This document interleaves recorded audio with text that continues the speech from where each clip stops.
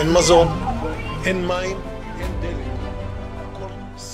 গাজায় নিরস্ত্র ফিলিস্তিনিদের উপর নির্বিকারে গণহত্যা চালাচ্ছে ইসরায়েলি বাহিনী। মাঝে যুদ্ধবিরতির ঘোষণা দিলেও তা থেকে সরে এসেছে নেতানিয়াহু সৈন্যরা।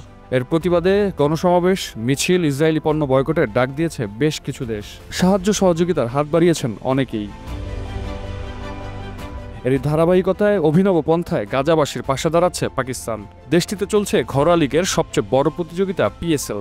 জনপ্রিয়তায় তুঙ্গে থাকা এই লীগ এবার কেবল রোমাঞ্চই নয়, দেখাচ্ছে সামাজিক দায়বদ্ধতার দৃষ্টান্ত।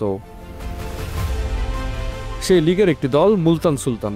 তারা ঘোষণা দিয়েছে চলমান আসরে প্রতিটি ছক্কা ও প্রতিটি উইকেটের জন্য ফিলিস্তিনে অনুদান দিবে দলটি। দলের মালিক আলী খান তারিন এক ভিডিও বার্তায় জানান, এই PSL-এ আমরা ফিলিস্তিনের জন্য কাজ করা কিছু দাতব্য সংস্থাকে সহায়তা করব। কোনো ব্যাটার ছক্কা মারলেই আমরা 1 লাখ রুপি ফিলিস্তিনি দাতব্য সংস্থাকে দান করব। हर छक्के पे हम 1 लाख रुपया डोनेट करेंगे फलस्तीन की चैरिटी पे।